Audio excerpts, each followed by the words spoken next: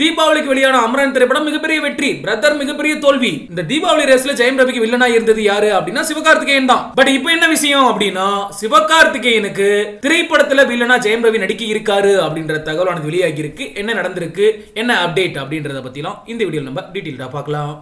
தமிழ்ல 25 படங்களுக்கு மேல நடிச்ச ஒரு நடிகர் தான் ஜெயம் ரவி. கடந்த சில ஆண்டுகளாவே தோல்வி படங்களை தான் கொடுத்துக்கிட்டு இருக்காரு. கடைசியா அவரோட நடிப்புல வெளியான பொன்னியின் செல்வன் திரைப்படமானது மெகா ஹிட் ஆனது.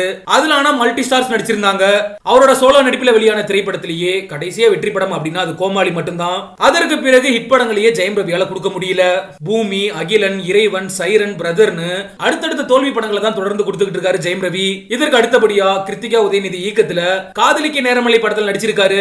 இந்த படத்துல ஜெயம் ரவிக்கு ஜோடியா நித்யா மேனன் நடிச்சிருக்காங்க. இந்த படமானது அடுத்த மாதம் திரைக்கு வர இருக்கு.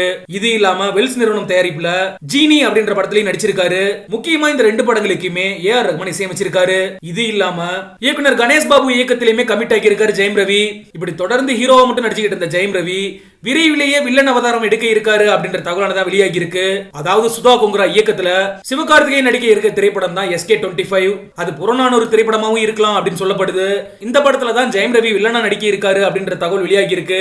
ஆல்ரெடி இந்த ஒரு கதாபாத்திரத்துல லோகேஷ் கனகராஜ் தான் SK-வுக்கு வில்லனா நடிக்க வைக்கவும் சுதா கொங்குரா திட்டமிட்டு இருந்தாங்க.